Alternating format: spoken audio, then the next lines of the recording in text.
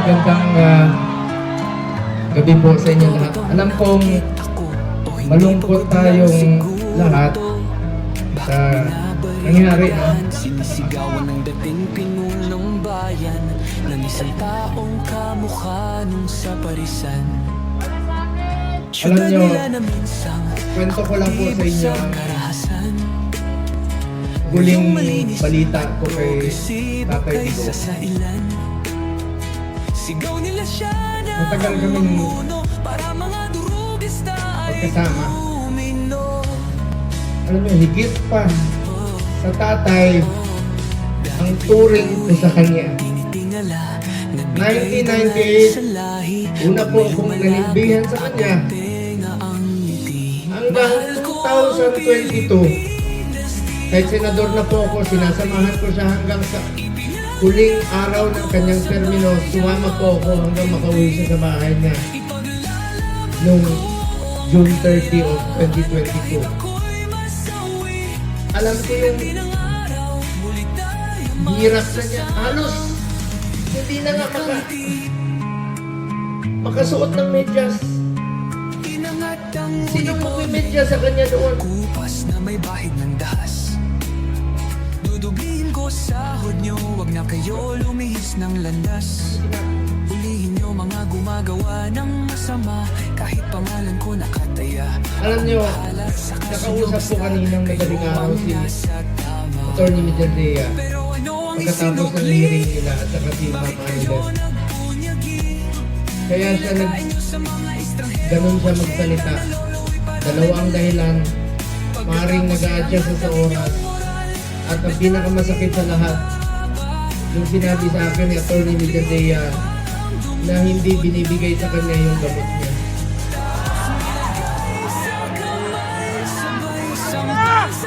Alam niyo ba, hindi nga niya alam kung ano yung gamot na iniinom niya. Binibigay sa kanya ng nurse niya.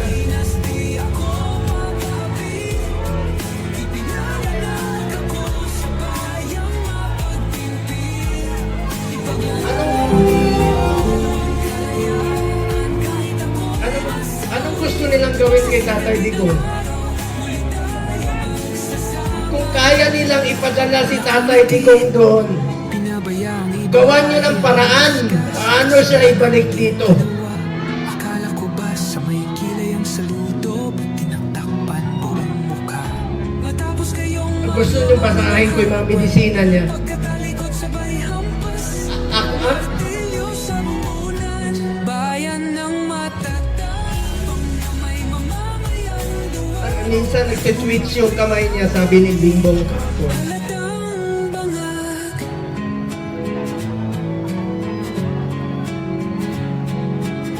Kaya sa lahat ng mga politiko na nakinabang kayo sa panahon na pinansin kayo ni Tatay Digong.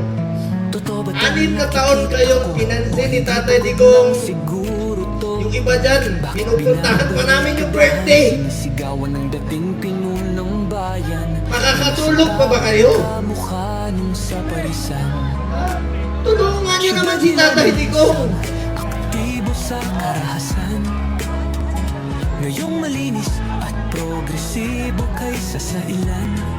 Alam niyo, Sigaw nila siya na ang mamuno para mga durugis. hindi naman tatakas si Tatay Digong. Nung Sabado, maraming nagpapayo sa kanya. Tinitingala. Kami, sinabihan namin Tatay Digong, magpaliban mo muna. Magpaliban mo muna yung pagpapauwi mo rito. Alam ni Ma'am Adelet yun, alam ni Yes yun, alam ng mga kasama niya. Dahil meron na pong threat sa kalusugan niya, sa buhay niya. Di natin alam eh. Pero mas pinili niyang umuwi at harapin. Ibig sabihin nun, hindi tataka si Tatay Digong. Hindi tatakbo si Tatay Digong, hindi lang niya kaya tumakbo. Nakasungkot. Kaya pa ba niya tumakbo? Mga politiko, nananawagan ako sa inyo. Pinansin namin kayo sa 6 na taon, di namin kayo pinabayaan. Tulungan nyo naman Tatay Digong.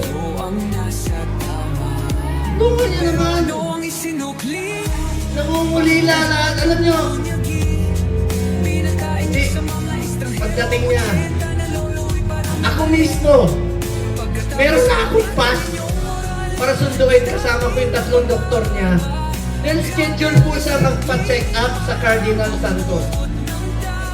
Then, bagamat since 2022, hindi na kami alam niyo, 1998 hanggang 2022, halos araw-araw kami magkasama. 360 days out of 365 days magkasama kami. Noong 2022, may trabaho na po ako bilang senador, hindi na ako nakasama sa kanya.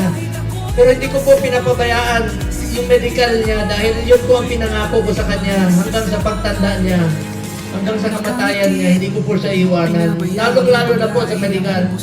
Alam niyo, nakaraang 4 na buwan, monthly siya nagpapa-check up. Yung dinidrip po siya. You may check with the doctors. I-check this hospital. Kasamahan ko siya doon. Dinidrip siya para sumaba ang kanyang buhay. Schedule siya March 12. Pero ngayon, pati gamot ipagkakait. Sinong mananagot niyan pag may nangyari kay Tatay Digong?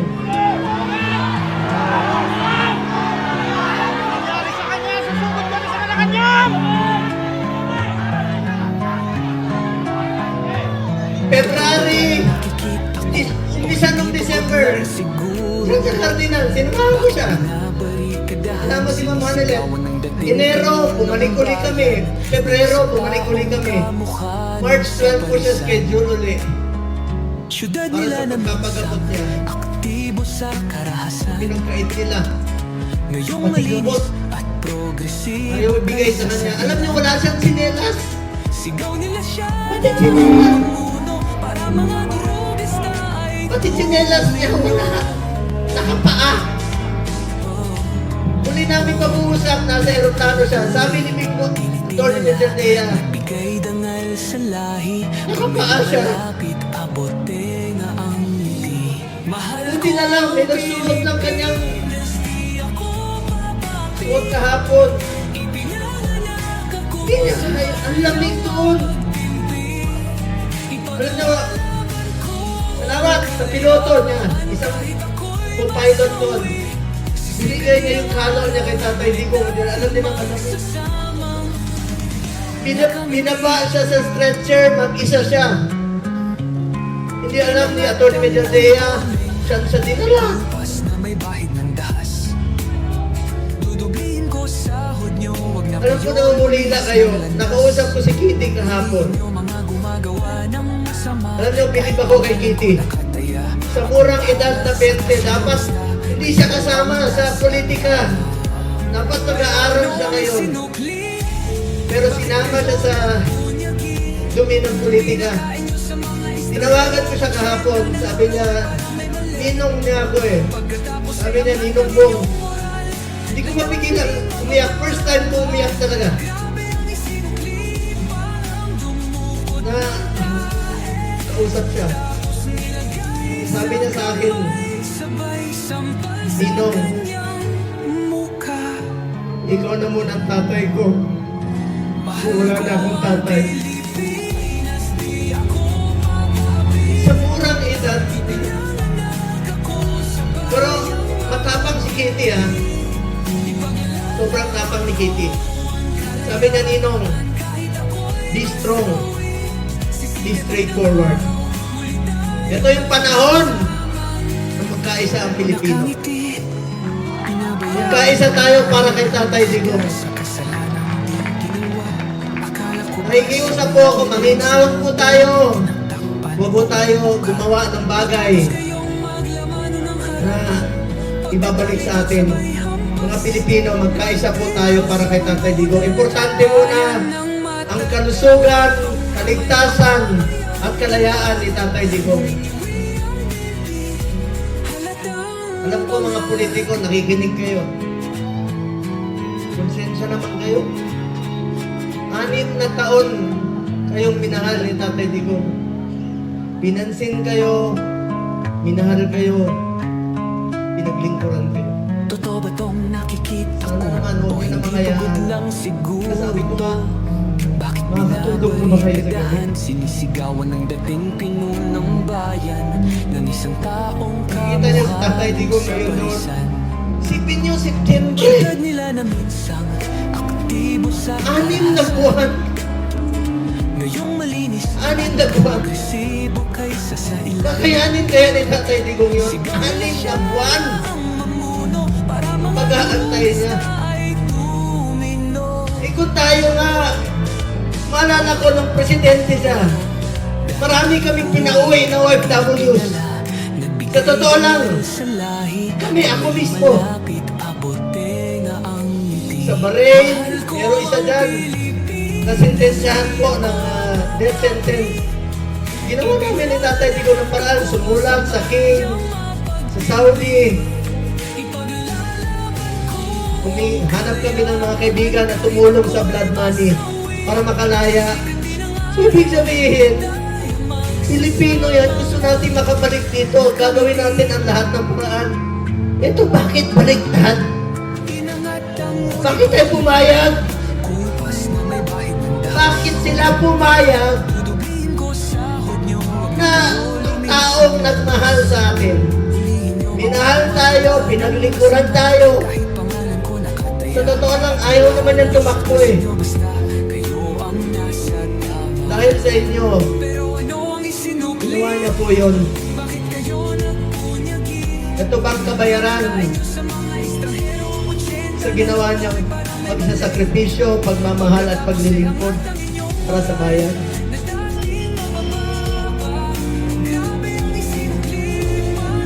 Hello. Mga kababayan ko, tulungan tayo.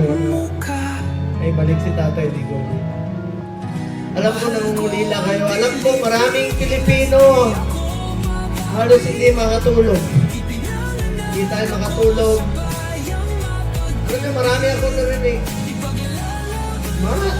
Yung iba, kahit hindi natin kasama sa politika, marami nag-text sa akin, hindi nila matanggap na bakit hinayaan payagan na magkagano. Pinabaya ang ibang lahi ang humusga sa Ikiusap po ako, alam ko nakikinig naman po kayo. Kung kaya nyo dalahin si Tatay Digong ng ganun kabilis, sana ibalik niyo po dito. Okay. Nangungulila po ang Pilipino. Bayan ng matatag may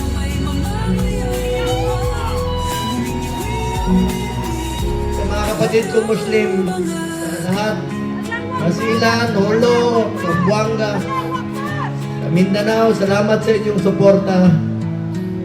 OFW, alam ko, wala kayong tulog. Salamat sa inyong pagmamahal kay Tatay Digong. Totoo ba tong nakikita ko? O hindi pagod lang siguro to?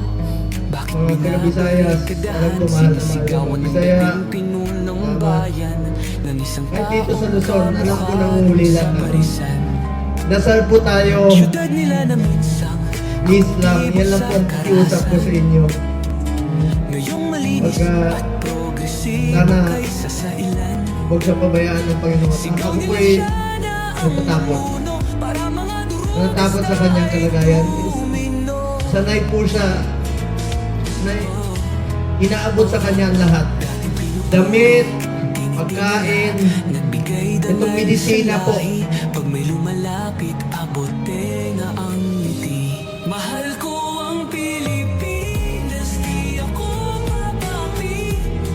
Ipinanganak ako sa bayang Ito, alam niyo ako nagpapadala ng medisina sa bahay niya. Linggo-linggo yan. Ang dami nito, Lyrica, Crestol, Letaal, 1, 2, 3, 4, 5, 6, 7, 8, 9, 10, 11, 12, 13, 14, 15, 16, 17, 18, 19, 20, 21, 22, 23, 24, 25, 26, 27. 27 na gamot. Sinong mag-aabot sa kanya? Meron siyang, totoo yung, meron siyang oxygen concentrator.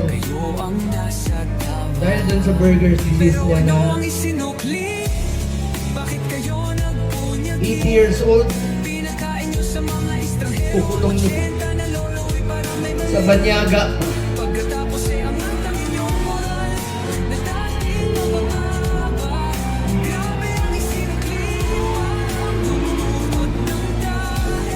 Alam nyo, ginawa lang ko kayo. Alam mo, mahal ng Tatay Digo. Mahal natin si Tatay Digo. Kaisa tayo lahat, mga kababayan ko. Alam nyo ngayon, sa aming naninira, sa amin ni Bato, kanina, sinasabihan kami na naglaglagan, mga gano'n. Alam nyo, huwag kayong maniwala sa mga yan. Yan ang tinatawag na gusto nila kami hilain pababa. Gusto nila kaming sirain. Ako naman po, pinabayang ibang lahi ang humusga buklatin sa yung manang. kasalanang di Pag ginawa. namatay ang buklatin Akala yung ko ba sa may kilay ang saludo, Duterte po. natakpan buong mukha. Wala po. Halos wala po akong panahon sa anak ko. Wala akong panahon sa tatay ko. Tatay Digo na po ang naging tatay ko. From 1998 hanggang 2022. 24 years yan. Araw-araw kami magkasama. At sinabi ko sa kanya, Tatay Digo, hanggang kamatayan mo, hindi kita pababayaan. Lalo na sa medical mo.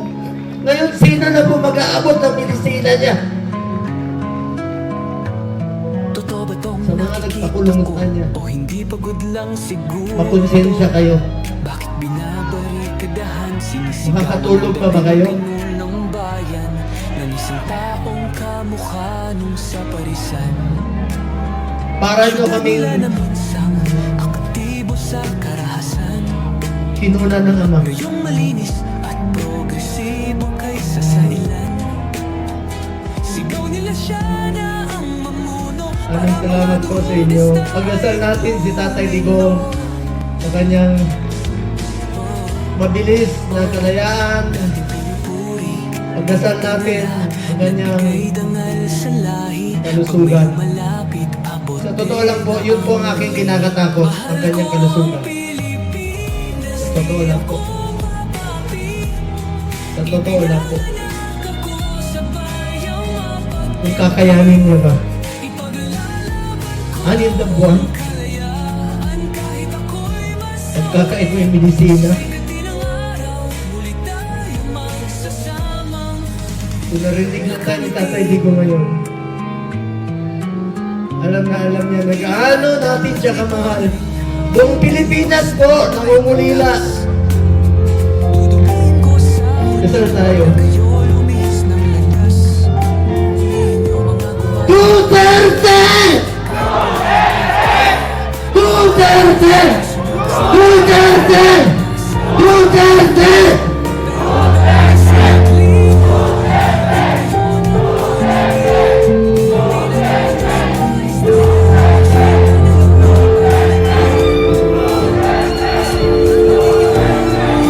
Sa mga kasamahan ko, sa mga kasamahan kong kandidato, magkaisa tayo, tulungan natin, Tatay Digo. Ang kapanalunan ninyo ay kapanalunan ng bawat Pilipino. At kapanalunan ng kalayaan ni Tatay Digo. Ito pong kantang ito, since 1998, ito ang paborito niyang kanta. Kantahin natin para kay Tatay Digo.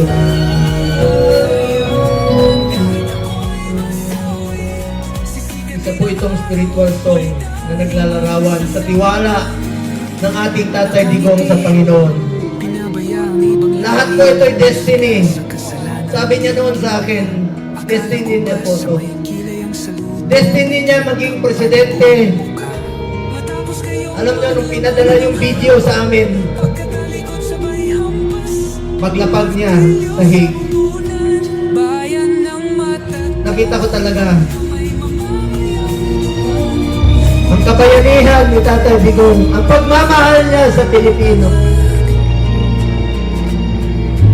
Isang tadhana ng isang probinsyano na naging ama ng ating bayan, na minahal tayong lahat, na totoong minahal tayo, totoong minahal tayo Pinaglingkuran na tayo. Nakikita ko o hindi pagod lang siguro to am Barikadahan, sinisigawan ng dating pinulong bayan Ng isang taong kamukha mo sa parisan Syudad nila naman, kaunti mo sa kalasan And I am Resibo kaysa sa iyo in the silence till you come and say one with me.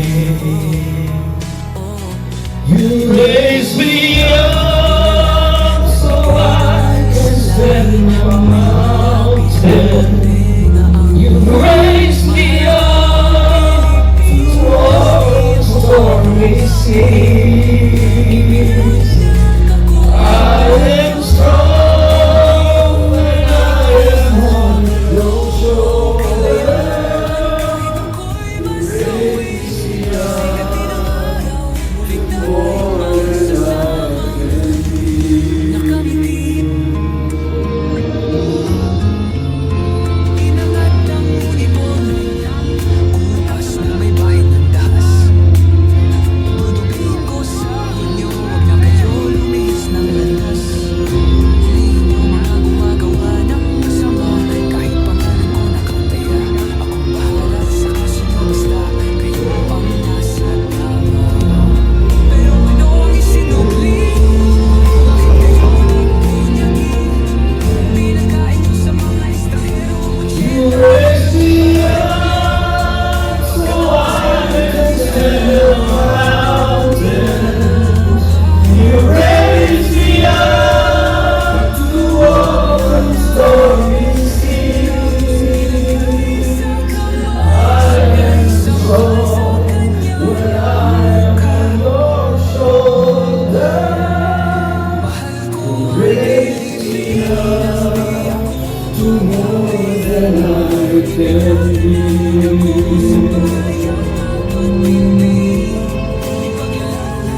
You raise me up.